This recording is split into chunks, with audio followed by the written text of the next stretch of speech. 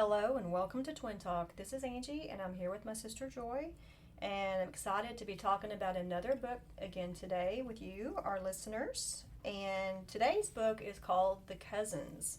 So Joy, I just thought it would be kind of fun, I thought it was kind of cool how this book was based on three cousins that kind of reunite, and I thought it might be fun if we kind of talked about our cousins a little bit. First of all, I guess we need to mention we have more cousins than I can count. Like, do you have any idea how many cousins? No, and I think we should explain, and we may have said this before, but so our dad had 13 kids on his side, and our mom had 8 kids on her side, and of course, and a lot of them would have like 6. Several of them had like 6 kids. Yeah. There was 4 in our family. Almost every single aunt and uncle had kids, with the exception of 1 or 2, I guess. Anyway, so yeah, we literally have more cousins.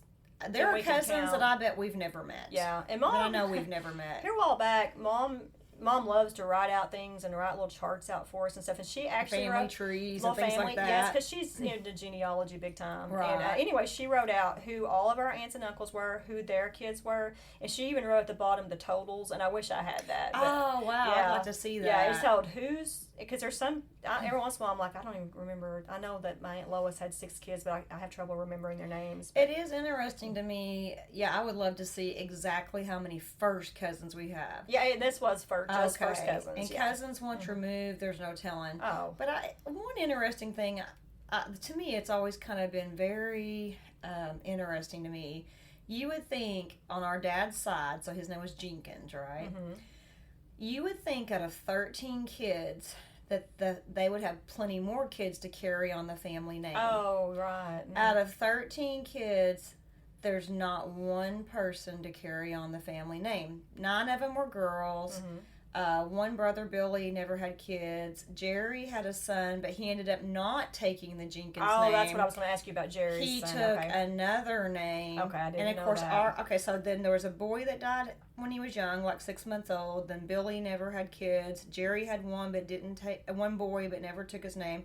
And our dad had 4 girls. Right. And the rest of them were girls. The rest of them were sisters or aunts. So long story short, but you're right. That is pretty bizarre. Out of 13 kids did not have any there's not boys. one person, not Wow. one boy to carry on the family name. That is sad. I've never. Yeah. I think I've thought about that before, but forgotten, and now you brought it back up again. I just think it's fascinating. Out of that many kids, that branch of the family, that family name is not going to go on. I do remember one time thinking, I had forgotten about that, and I remember thinking, I wonder if I could just keep my last name when I get married, because I love the name Jenkins, but I thought, no, that's not how it works, really. Right. So, yeah, it's interesting. We have, a lot of our cousins are in California. We have some in Texas. I'm trying to Chicago. They're kind of Michigan. They're kind of scattered all over the United States. Alabama. A lot in Arkansas. Anywhere else you can think of? Wisconsin. Our cousin Joe's in Wisconsin. Yeah. Did you already say Texas? I said Texas. Yeah. A lot of down the Dallas, Oklahoma, Houston area. Oh yes, a lot of them in Sallisaw, Oklahoma, Roland area. They're just kind of scattered throughout. Kind of scattered all over the United States. And what I think is funny is the difference in the cousins on our mom's side versus the cousins on our dad's side. Yeah. So our dad's side of the family, the Jenkins, he had a lot of sisters, and they're all just very outgoing, outspoken, lively. They're very lively, have big personalities. Yeah, big personalities and their own unique vocabulary, their own way of talking. If you didn't know them and kind of the nicknames they use and some of the catchphrases they use, you would get lost pretty quickly on what they're saying. If they come, one of the things, this is just an example, one of the things they do, if they go to someone's house unannounced or uninvited, they call it a direct hit. Yeah. They'll do a drive-by. Yeah, what they'll say is like if one of our aunts wanted to come see us, they'll do a drive-by. Oh, if they see your vehicle, they'll come in and visit you. That's a direct hit. That's a direct hit, yeah. I think that's funny. And then on my mom's side of the family, they're all very reserved, and they're very serious, and they're very proper. The Polans, well, that's an old that's an old English name. I don't know. Yeah. They all come from Actually, England. it also came from France, is what Mom told maybe, me. That okay, I may have that wrong. I think always it's thought probably it was both. You know how okay. it is. It's just like Jenkins. It's not. It's from England and Scotland. Yeah, Jenkins is Scottish clans and things. Yeah, so you're right. But, yeah, Pullen is a French name, but I'm sure there's a lot of Pullens in England, see, I always too. thought it was an English name. I thought Pullen. We'll have to ask Mom, but I thought she said French. It but could be. like you say, sorry. It's all the general same area. Yeah. So anyway, it's funny because we were talking about just how serious and just laid back and the Pullens are. And I'll never forget our cousin Joe. He said, "Oh, you talking about the Solon Pullens?" That was pretty funny. Yeah, I'm not saying that applies to everybody, but okay. So I kind of wanted to ask you, and this isn't really a fair question, if our cousins ever listen to this, but do you have a favorite cousin?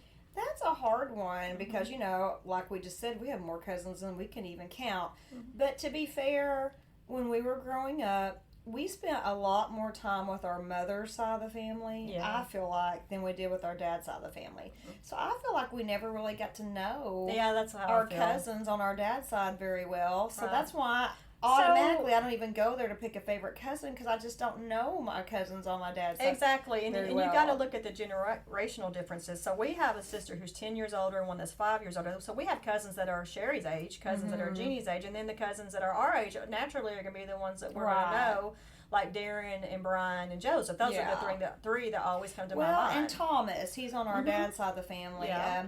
He even he went to school with my husband Jeff.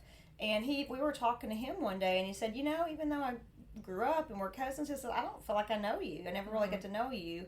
And he said, and we were talking about him maybe building our house one day, and we were talking about having him over. He goes, I'd like to just have dinner and just get to know you. And I said, that's true. We don't even really know each other. The only one we really keep in touch with is Joe. And that's, I feel like the only reason is because his parents make sure it happens every year. He comes in from Wisconsin. He's a pastor in Wisconsin. And so he comes down maybe once a year. Well, he's not a pastor. I asked him about that. I'm sorry. He was too. Or he's an associate pastor. Well, no, he's just a counselor. Oh, because I've heard his sermons several times. Well, he fills in every once in a while. Isn't that what an associate pastor is? He's not. I asked him. I said, so you're the associate pastor? He said, no. Okay. He cleared it up for me the last time we met. Okay, well, thank you. No, he is just he's for the older people. I can't think what they're called. And he does counseling services. Okay. He said I said, but you don't preach on a regular basis? He said, oh, no. That's just on if it's for some reason, the others can't. See, I feel like I must have made an assumption because I listened to a couple of his sermons, and then I could have swore Mom used to say, "Oh, I listened to Joe again." So I was just under this assumption that he was doing a lot of preaching. So. And then we all got together at his house not too long ago when he was in from Wisconsin, and he cleared all that up for me. Because I did too. I thought he was a preacher too, but he's not. Okay. Well, anyway, what I'm driving at is that the reason we stay in touch with him is because he comes in once or twice a year, and his parents always make it a priority that they always invite us to that see our family gets together. That they always, but that invitation is always given. Yeah. So I think that's very important. Well, I'm going to have to pick Joe as my favorite, and I'll just say one of the reasons that I feel like I got to know him is when I went to the University of Arkansas in Fayetteville, I went up there not knowing a soul.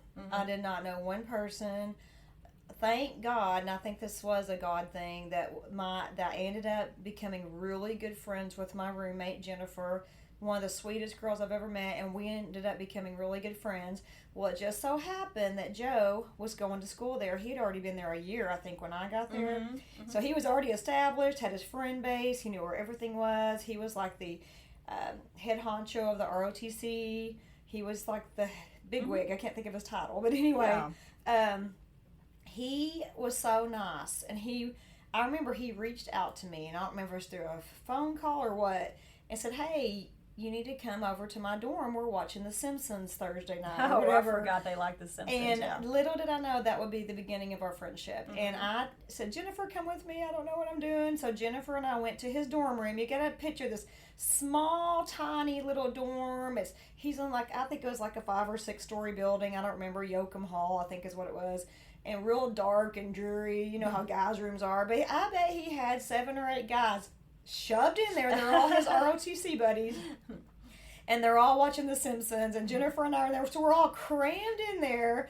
But I had so much fun, and that's where he introduced me to all of his friends, and then it was just no stopping us. From that point forward, I would go to his dorm room. He would come to, if he wanted to get some rest, because people were constantly knocking on his door, I bet, yeah. he would, hey, can I crash on your bed? He would literally come to our dorm, and he would crash on my bed and take a nap, and I just can't tell you. And then he talked me into being involved with the ROTC, and I ended up, we were called the Cadettes, and we would like just cook for them sometimes or go to functions. And anyway, we all became, kind of got to know each other. And anyway, through my college experience, I got to know Joe. If it hadn't been for college, I would have known him and liked him, but not in the way I know him now. Right. So if you ever listen to this, Joe, oh my gosh, you were one of the reasons that my college experience was the way it was. Thank you for introducing me to your friends and being willing to hang out with your older cuz. And I just cherish those memories. And when I think of my time in college in Fayetteville, he's a big part of it. Yes, yeah. I was always very thankful. I always had comfort in just knowing he was down there because I knew that you had a friend there. Yes, and and honestly, like I said, I didn't know a soul. And I eventually made my own friends because I lived in Gregson Hall. I eventually made friends with all the girls around me, and that was awesome. But through my group of friends and his group of friends, we all kind of became one big group and kind of hung out a little bit. Yeah, so it was really cool. That is awesome. Okay, well, I thought it'd be fun just to talk about our cousins. Now, who's your favorite cousin? Probably Joe. And like I said, it is a very hard question because it's just simply because I know him the best. Right. And I'm not saying he wouldn't be my favorite cousin. Yeah, we have tons of cousins we love that we could just name them forever. But as far as, I think it's because we know him the best. And we have very similar values. Yes. Very similar. Yeah. And he has a great sense of humor. Yeah, he's very funny. Very funny guy. Yeah, he's a great guy.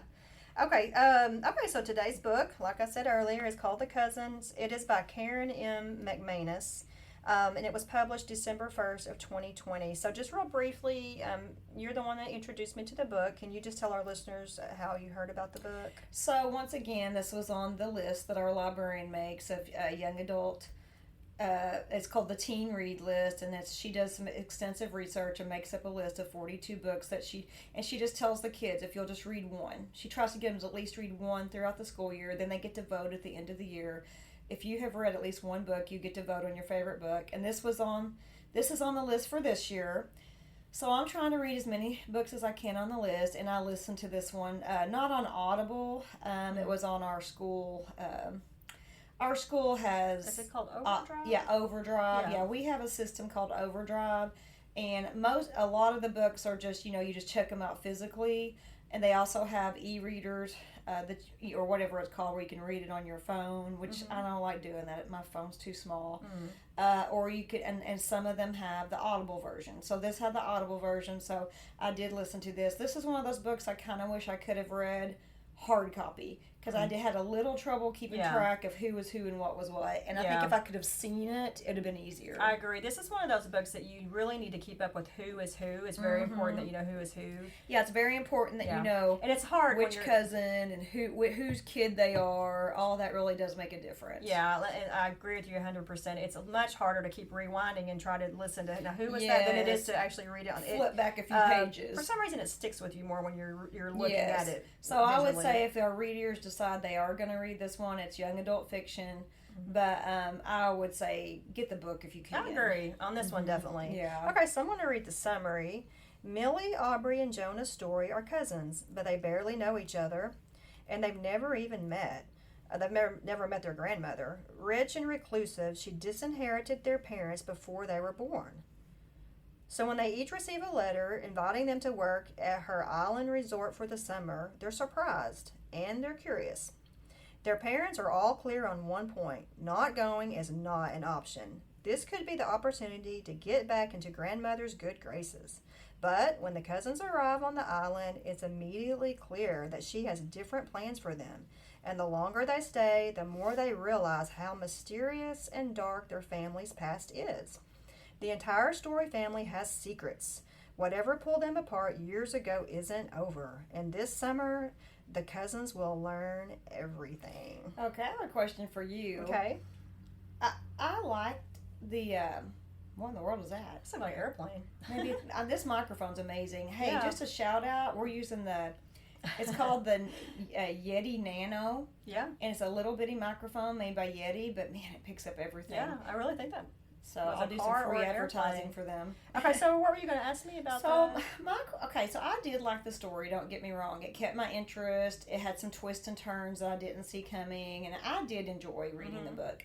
But I think one of the reasons I enjoyed it more is because it was set on an island, like a tropical type location. Yeah. I just like reading books that are set near water, and I don't know. Are you the same way, or does it even matter to you? Well, it could be. The setting's very important to me. Yeah, the setting is a lot of times what just keeps my interest. I think it's because we live in a landlocked state, and we're not anywhere near the ocean. Anytime I read a book that's located near the ocean, or maybe even just a big body of water like a big lake or something, I don't know. To me, I want to read it. I just like hearing about the coastal towns and what they're like and the atmosphere and things like that. Yeah. It's funny though, even though they were on an island, it really wasn't.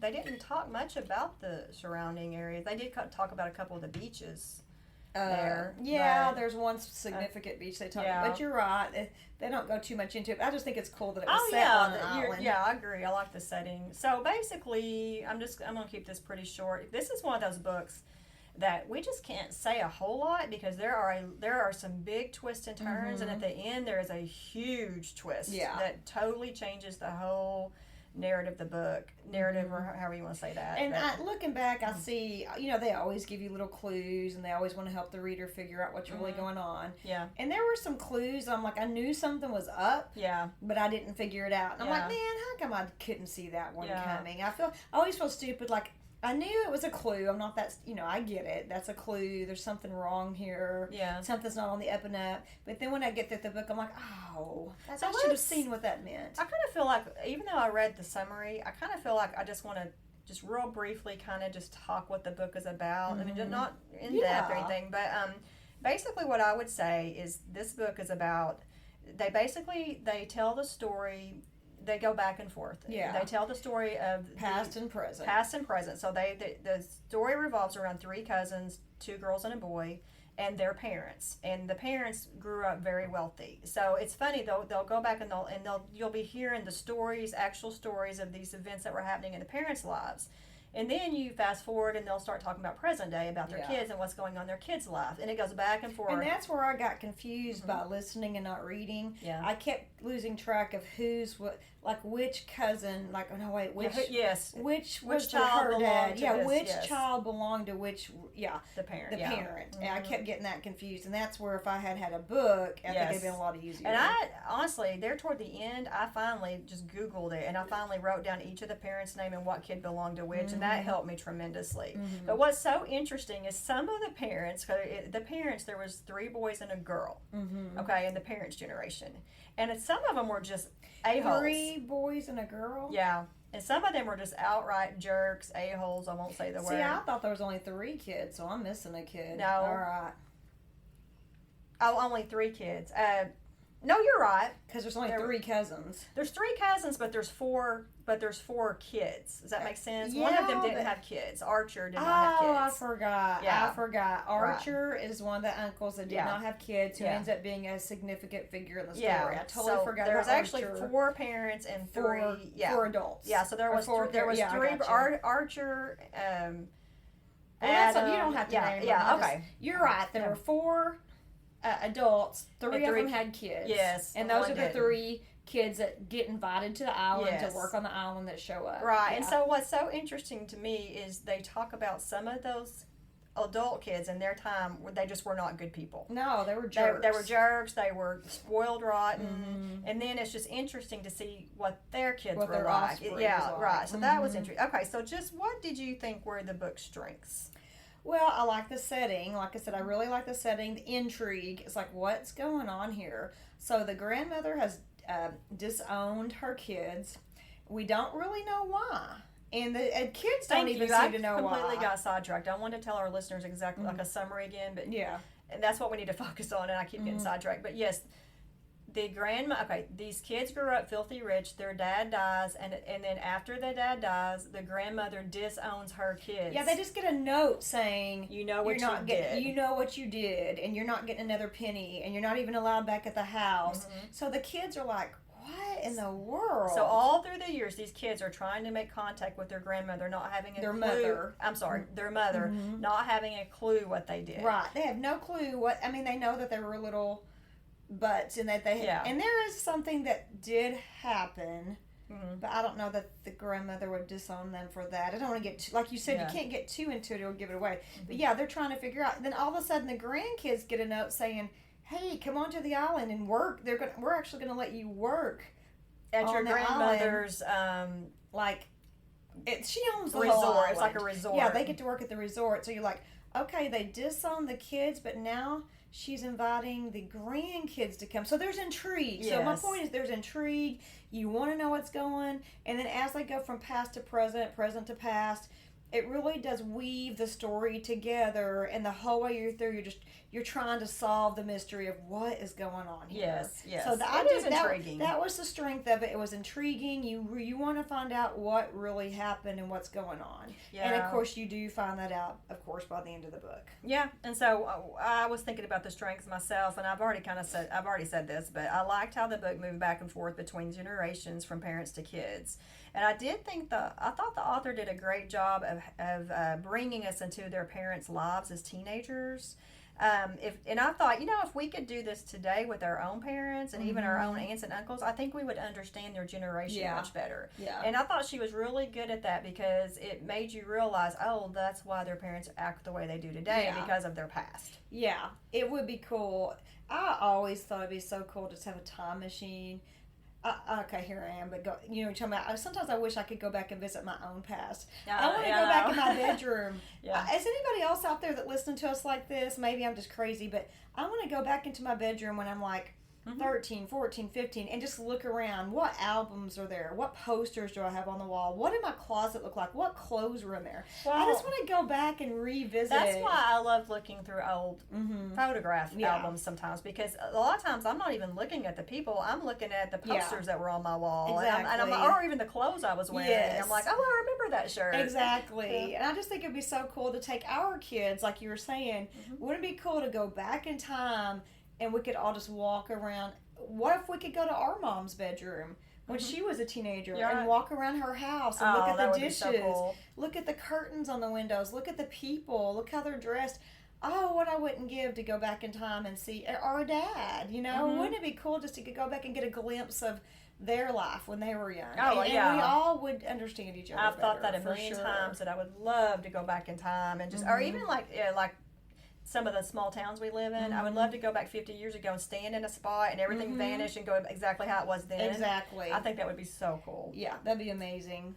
Okay, was there any weaknesses that come to mind? Well, I love young adult fiction, don't get me wrong, but sometimes I think it's because it's all I read sometimes, because I'm trying to complete this list. I just kind of get tired of it, because it's always written for young adults. Right. And sometimes I just want something a little fresh and different, and something from maybe a different perspective than like a young person, So there's not really a weakness per se, but like halfway through it, I was like, oh, because, the kids, it's always from, a teenager's, like from their viewpoint and things. And I don't know, I'm rambling here, but I think I just want a break from young adult fiction for a while. Yeah. Not that I don't like it, I love young adult fiction, but I think because I've been reading so much of it, some of these books just seem to drag on a little bit, just because I'm tired of that genre. I'm ready to go into something else. Okay, so that is exactly what I said, and it's funny that you said that, because you made me realize my answer isn't quite right. What were the book's weaknesses is the question, and I said, well, it's maybe it's not for everybody because it's geared toward young adults. So it's not and I thought, well, that's not necessarily a weakness of the book. Yeah, because we got to remember this is young adult fiction. It's geared towards a younger audience, so we can't say that's a weakness, because I think young people would enjoy the book. So really that should have been more of a question of, did you personally like the book? So I totally agree. And I did. Like I said, I like the book. But I'm just kind of, I'm ready to take a break from young adult fiction and us do a different genre. Yeah. But in once again, I'm the reason we're reading these because I've been reading them because I want to see what the kids at school are reading. I want to see what's out there. Yeah. And I'm the one telling you, hey, and I'm the one telling Angie, hey, read the Cousins. Yeah. Well, I mean, if you're having to read them, it only makes sense that we do podcasts on them. Yes, if we're already reading them anyway, do a podcast on it. So I can't sit here and say, so she's a good author. She did a great job. Yeah. And I'm forcing Angie to read these with me. No, but I totally agree with you. Like when you first said, let's read all these and how they're all really good or they wouldn't have picked them. And I agree, they're all good books. But I feel the exact same way. I'm kind of tired of young adults. Yeah, ready to go on to maybe something I just else. want something a little different. Just, maybe even just do it every third or fourth book or something. Yeah. But anyway. I agree. So your overall impression of the book, what'd you say you thought? I thought it was good. It kept my interest. I would highly recommend it for young adults. And even some adults. But like I said, I think our problem is we're just getting burnt out on them. Yeah. And I thought it was really good. The only drawback I have, and I understand this, the authors, to create a character, you have to be, if you want to speak the words they would say, and you want to make them as lifelike as possible. But for some of these characters, because they were so bad, she had them curse a lot, and I'm just not a big fan of reading, having to read through all that cursing, right?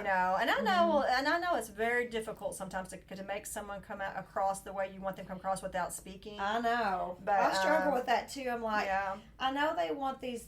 Hey, this character's a bad guy, and this is how they talk. But sometimes I think there are more creative ways to get across what a bad person they are than having cussing every 5 seconds. I think you can do it without actually having profanity all throughout their conversations. But honestly, there's 2 or 3 books on the list that I have stopped after just a few chapters because they would just take God's name in vain so much. I'm like, I'm not doing this. Yeah, I agree. And I know there's people out there listening to us going, "Oh man, y'all are prudes or whatever." Yeah, well, that's just our. But that's our belief. We don't belief. believe you should take God's name in vain. And when you've got a character doing it over and over and over, I don't care if they're fictional or not. Right. There's at least 3 books that I'm like, I'm done. It's not worth it. I don't have to be reading this. I don't have to spend my time on this trash. Yeah. And so I just quit reading them. Yeah. So I'm not going to read the whole list because there are just sometimes you have to draw a line in the sand and say I'm not going to do it. I'm going to be honest with you. It didn't really occur to me until you said that. I don't really like the idea that my kid is being recommended a book that has all this profanity in it. I know, and that's where librarians are in a really tough situation. Yes, I get it. Because if they ban one thing, like, and this was a lot in my classes, they're like, censorship is so dangerous, and I never understood why. But if you censor something because of language, well, then they could censor the Bible. Because they were saying it's teaching whatever. It's a two-way street. It's a two-way street. Yeah. Yeah, it's a two-edged sword. Yeah, I think in most, I'm sure most book reviews are suggested book reading. I'm sure they all have ratings, like what to expect. Kind of like a movie. You know, there's going to be nudity or language or whatever. And like in librarians' defense, and like our librarians' defense, I think it's hard to find books that are not, that she wants to give just a broad spectrum. She wants them to experience all different types of genres, all different types of books.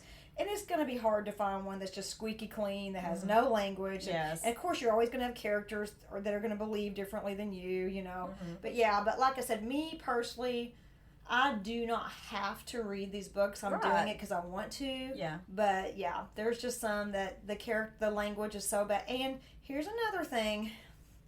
I do feel like you're getting preached to sometimes. There's also with the ones I quit reading, not only was the language, but they kind of make fun of Christians, and they're very, very liberal in their point of view, and I almost felt like I was getting preached to.